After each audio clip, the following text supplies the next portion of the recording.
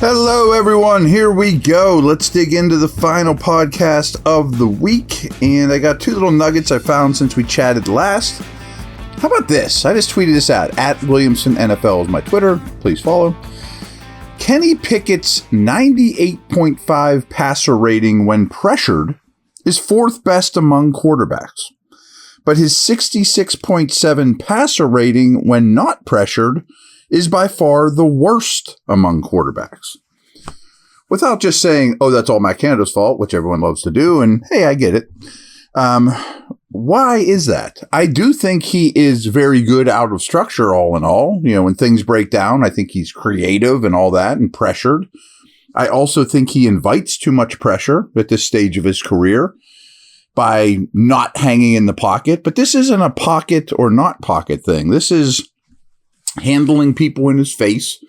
And I think he's very, very elusive and not easy to sack. That helps. That buys him time more than maybe the average quarterback.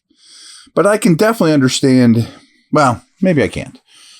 Why so poor when not pressured? Like, is that, I'm sure some of you are like, because Matt Canada stinks and every play he draws up doesn't work.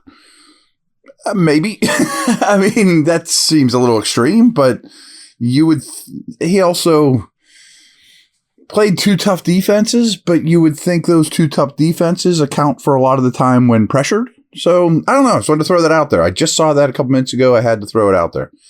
We're going to get to Steelers defense in a minute, but if they win this game, they have a 55% chance to go to the playoffs. I mean, take that with a grain of salt.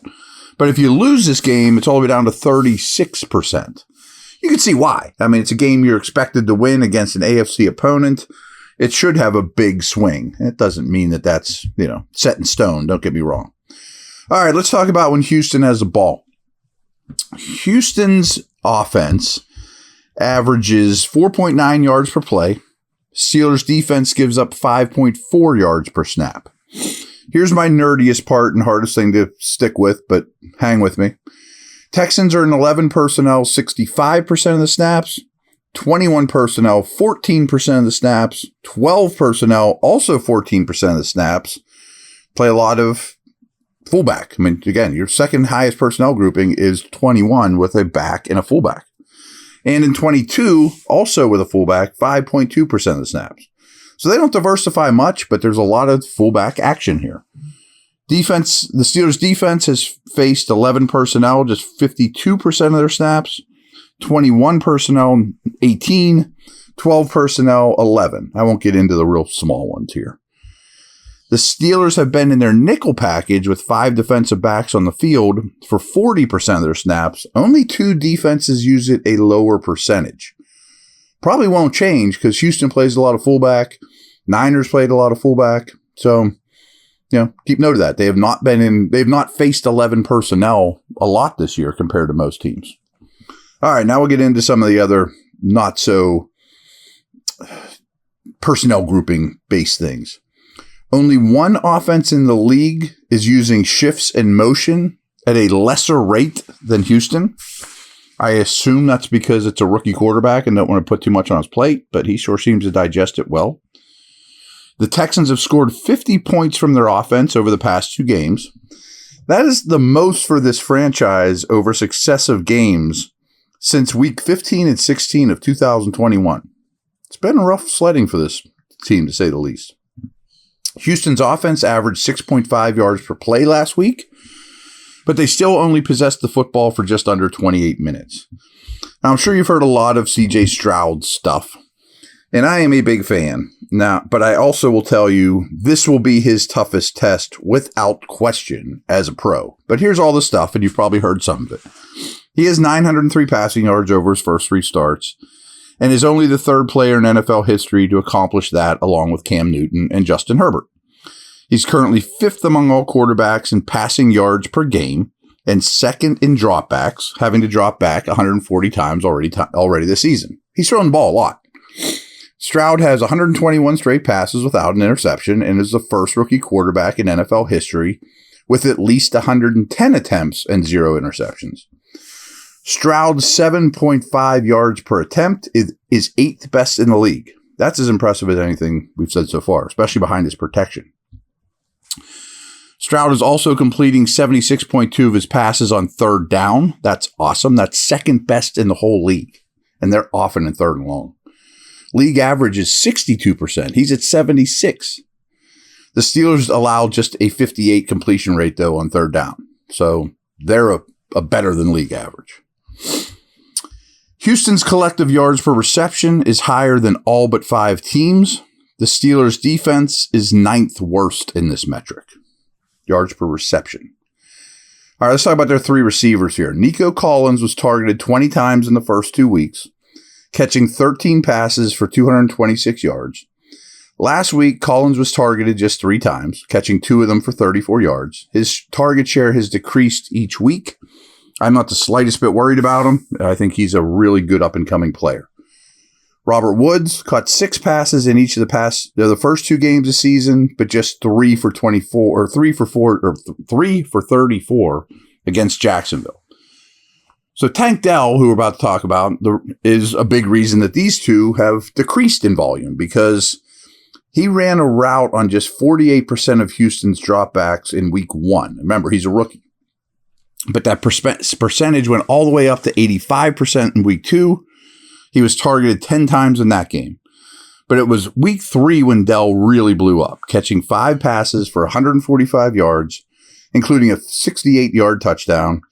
Dell led the Texans in targets for the second straight week. Also, Dell's 30% 20-plus yard receiving play rate rates second among all qualified wide receivers.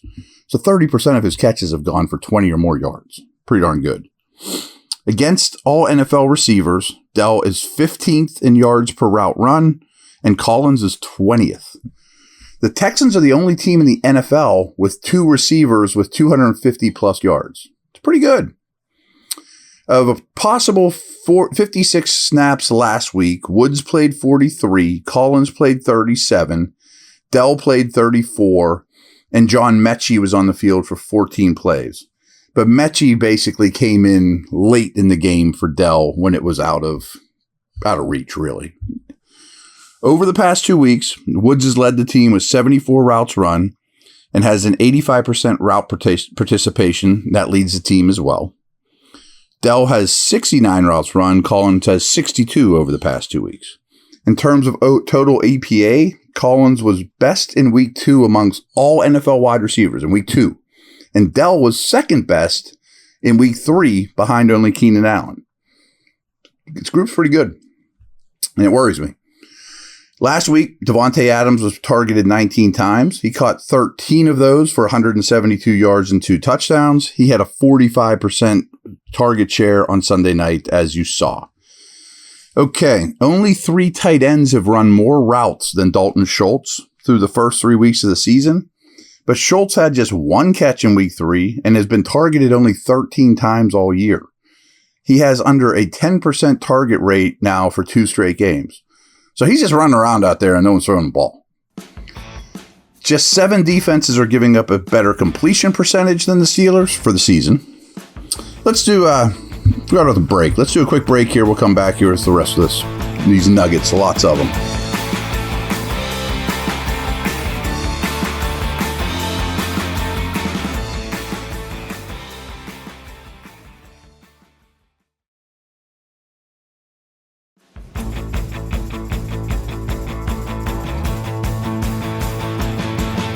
All right, back to the Steelers' pass defense. They've allowed a league-high 27 receptions of 10 or more yards, 10 or more air yards downfield, targets to downfield, 10 yards or more. The Steelers have faced the most air yards in the league by receivers aligned outside the numbers. So teams are testing the Steelers' corners on the edges and deep. But the Texans' deep throw percentage of pass attempts of 20 more yards of 6.6 is second lowest in the NFL behind only Washington. They can't protect long enough to go deep. Here we go with that. Stroud was sacked 11 times through 2 games, but the Jaguars didn't get to him once last week. Still, only the Commanders and Titans have more lost yardage this season from sacks than Houston has. The Steelers' defense has gained 73 yards from sacks. That's 5th most. Just 5 defenses are blitzing at a lower percentage than Pittsburgh this season, yet the Steelers' 13 sacks leads the league. Gotta love that. TJ Watt leads the NFL in quarterback takedowns with 12, 6 sacks, 6 quarterback hits. That equals 12. No one else in the league has more than 9. As a team, Houston is rushing for just 2.8 yards per attempt. Only 8 of the Texans' 57 first downs this year have come via the run. They run the ball really poorly. Through the first 2 weeks of the year, Dameon Pierce, a back that I like, had just 82 yards from scrimmage on 30 touches. Last week wasn't much different. He ran the ball 14 times for just 31 yards, but at least he caught 3 passes for 28 yards. Devin Singletary only ran the ball twice over the first 3 quarters of play last week, and 6 of his carries came in the final 7 minutes when Houston had at least a 7-point lead. So it's really Pierce's backfield. Still, Houston averaged just 3.3 yards per rush attempt. And for the season, Pierce averages only 0.15 yards before he's contacted. Barely gets past the line of scrimmage before first contact. Unreal. Pierce ran 12 routes last week compared to 12 or 13 for Singletary, and snap counts were 30 to 22 in Pierce's favor, but again, they were playing with a big lead. Pittsburgh's defense surrendered 386 rushing yards in their first 2 games, but only 69 in Las Vegas with a long run of just 10 yards. Houston averages the second lowest rushing yards per carry, but the Steelers' defense ranks 29th in this category. So you may have seen Andrew Beck. He is the one that returned the kick for the touchdown, really goofy play. He's their fullback. He was on the field for half of their offensive plays last week. So they play a lot of fullback. Houston is averaging a league low 4.0 yards per play on first downs. The Texans are averaging 5.5 yards per play on all other downs, 9th best. So they're worst in the league on first downs, 9th best on all other downs. It's probably just running the walls on first downs, what they're doing. The Texans were without 4 offensive line starters in week 2, as well as last week. 3 of those 4 starters are on injured reserve. The other one's Laramie Tunsil, who does not look like he's going to play. In terms of not allowing the opponent to convert a series of downs into a new series of downs, the Steelers' defense is 9th best in the NFL. Houston is last in the NFL in red zone touchdown rate and goal-to-go touchdown rate. Pittsburgh's defense is giving up 13.7 points per game in the first half of games. Only 5 defenses allow more. So, got to start better, of course. And I think they will. Prediction time here. I could see the beginning of this game being a little rough for the Steelers. I mean, I'm not blaming the weird flight stuff, but 2 straight road games. But I think eventually running the ball, and especially their pass rush, dominates this game. I think the Steelers win this thing like 20-10, something in that neighborhood. Stroud and their receivers worry me, but I just think the protection is going to be such a detriment for them. And this defense is plucky and young, but if the Steelers don't screw it up, I think they should move the ball pretty well. So everyone have a great weekend. I'll come back and chat with you Sunday night, between the 4 o'clock games and the 7 o'clock games.